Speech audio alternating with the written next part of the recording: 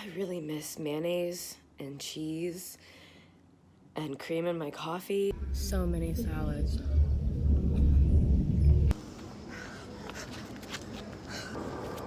I just want a baguette really badly.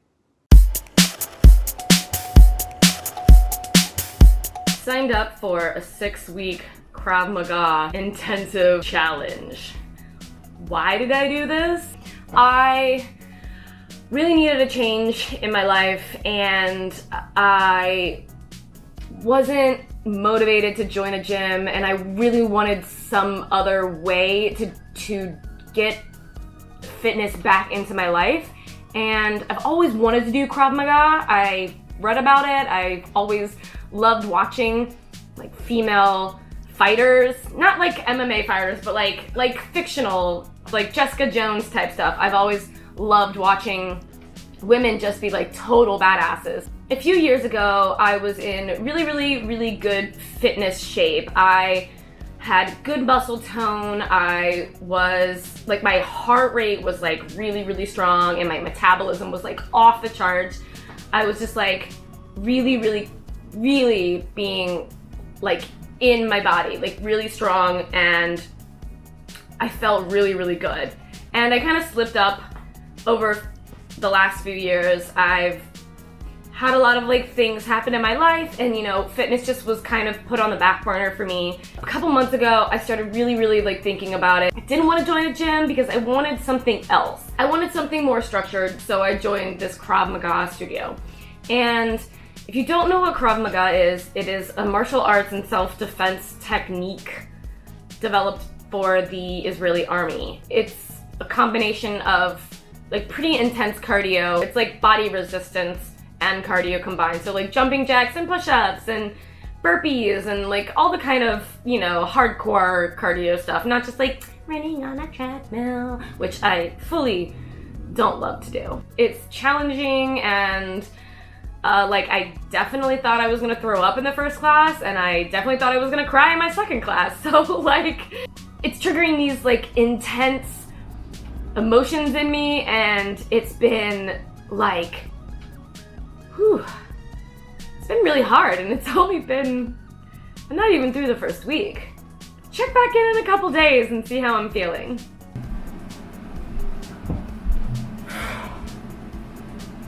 Third class, just got home, did some like floor escapes with like how to get out of someone like on top of you and choking, and a thing called a bridge where you like blast your hips. So I'm super exhausted and but also energized at the same time.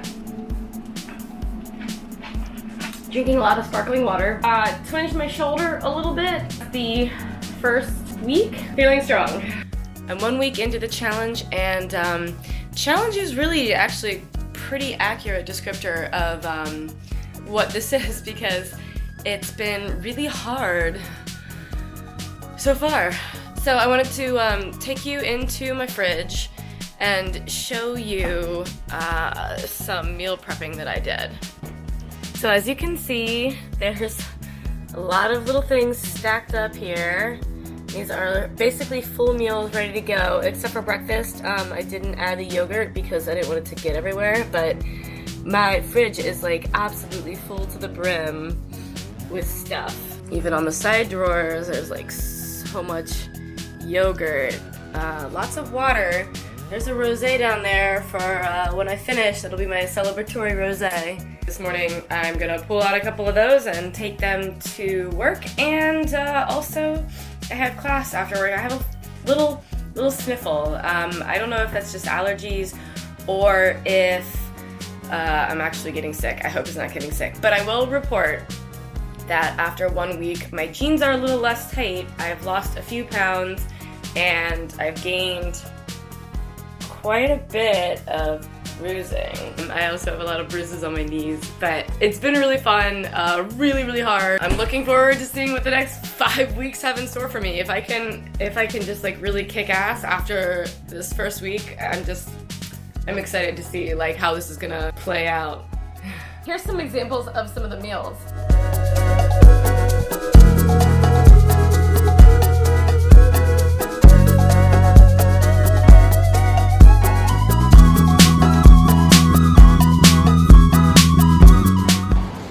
Just got out of my first class of my 3rd week, and this one was really hard. I have an injured thumb, so I could throw punches, but I was having a hard time doing push-ups and stuff, so I'm gonna go home and eat 1,000 pounds of chicken. Ugh.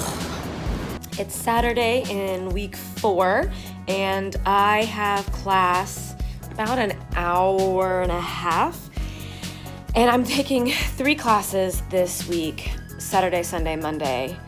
And I did it last week and it was great and I felt fine. I didn't have like a lot of soreness, but I did feel that like those 3 back-to-back daily classes really like upped my game a lot.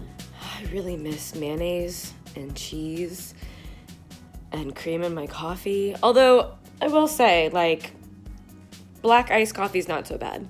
It's not so bad. But I do miss bread. Ezekiel bread is not the same.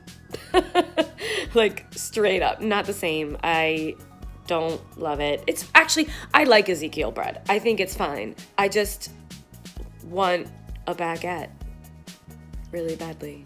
I have gone out to dinner a couple times, and I was able to find things that I can eat on the menu that fall within the guidelines. I confess that I've also been eating a lot of Chipotle. So my bowl consists of lettuce, a small bit of rice on the side. I usually save it to last because it's like my little indulgence. And then I've been doing steak. I should probably do chicken, but I do steak because I like it. And the mild and medium salsa. And sometimes I sneak a little bit of the corn salsa and just like a teeny bit of sour cream because, I mean, come on. What is life without sour cream? It's not worth it. But the cool thing is the medium salsa, since it is very liquidy, kind of acts like a dressing. So everything's really tasty. And then if you want to throw more hot sauce on, even better.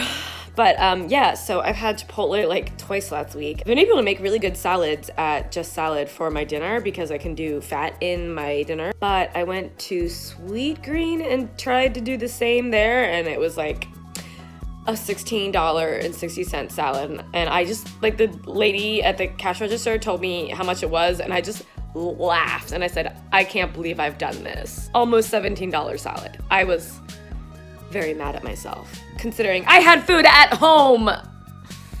Ugh. So overall, I can say that I have I've made some pretty good progress.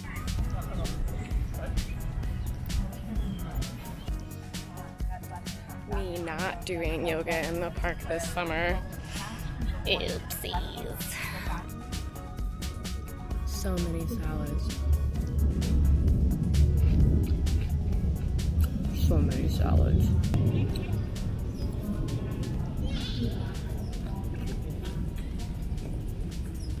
I'm already really sick of protein shakes. The taste isn't what's the problem for me, it's the fact that I'm drinking like gloopy, frothy liquid and I don't like it. I'm not a fan of that. It's not good.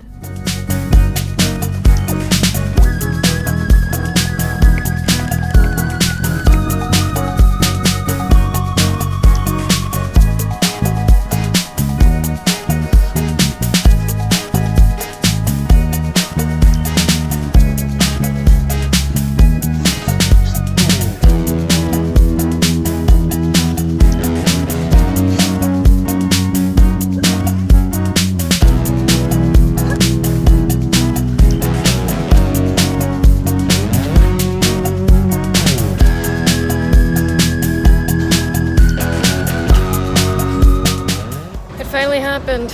I hurt myself. I'm in my 3rd to last class and I hurt my wrist doing hammer fists on a bag. So That sucks. But, oh well. I guess I'll just go home and take a cold shower. Oh hey, look, it happened again. I got injured in class. It's my final class, and I got a chin to the eye. So hopefully I won't have a black eye. And yeah, it's my birthday in a couple days, so birthday black eye? Whatever. Anyway, it was a good class. It's been about 3 weeks since I finished the original 6-week challenge. I bet you're all dying to know, did I decide to stick with it? Well, I did. I am now a ongoing member of the Krav Maga Academy in Manhattan, so I can take as many classes as I want and use the body scanner, which is like super weird. If you want to see every nook and cranny of your body, every bulge and ripple, body scanner is for you. So let me just go through a few takeaways from the challenge that I want to share. Number 1, the meal plan, while very restrictive, definitely kept me focused and on track, and I didn't have a really hard problem following it after the initial first week. I did get pretty sick of some of the food. Kind of don't want to look at chicken breast ever again. So you know what I did yesterday? I made chicken thighs and they were amazing, and no regrets. But anyway, it did change fundamentally the way food tastes. My sweet tooth, any bit of it is gone. Even red wine to me can be kind of sweet. White wine, forget about it. I can't even drink it. Rosé, I've had a little bit of rosé, but it's still so sweet to me. Number 2, I found that my mental health has been really drastically improved by having not only the workouts, the structure is really good for me. I thrive on structure. It's been really good to also be kind of held accountable. If I sign up for a class, I'm going. I haven't been in a week, so I'm losing my mind. I did do a little bit of some of the moves while I was out of town this weekend. I taught my mom how to throw punches, so that was fun. So my 3rd takeaway is that this type of training is not for everyone. If you are a person who suffers from or has suffered from disordered eating in the past, this sort of fitness challenge might be really triggering for you. I don't like to use the terms good and bad food. I think it's really unhelpful. I think it's food that makes me feel good versus food that makes me feel bad. Not oh, I feel bad, I ate a donut. Oh, I can't believe I did that.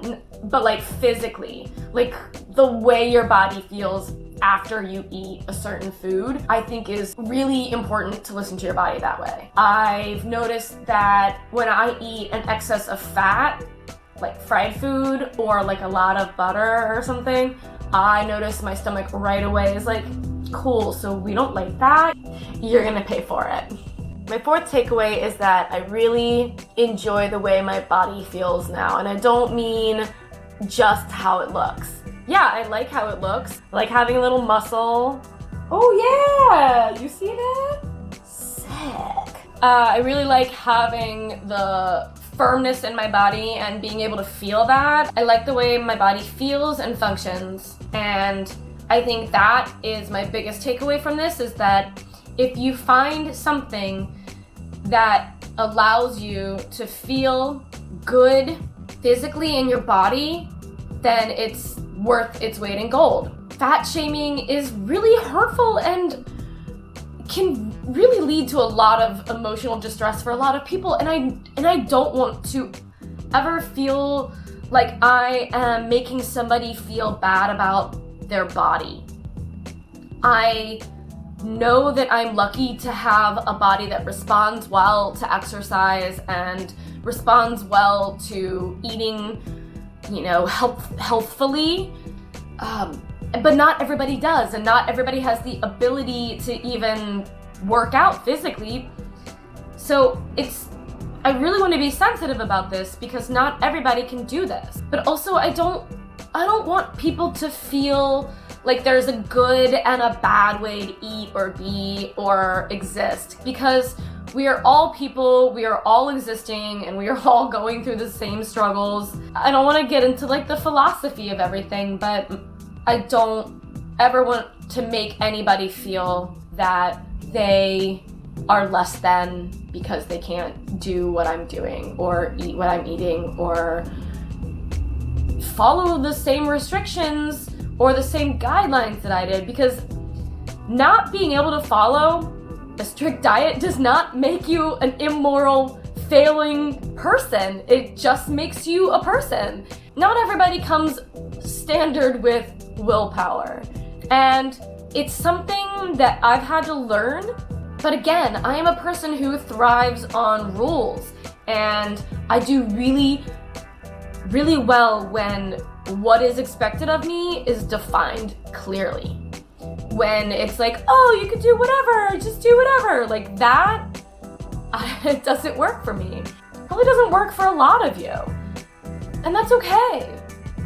So anyway, my takeaway, I don't know, I feel like I've rambled for a really long time, but my takeaway is that I love this. I'm gonna keep doing it as long as I can, as long as my body allows me to. If I fall off, I'm gonna allow myself that fall, because it doesn't make me less of a person, it just makes me human. If you see my body changing a little more in future videos, this is why.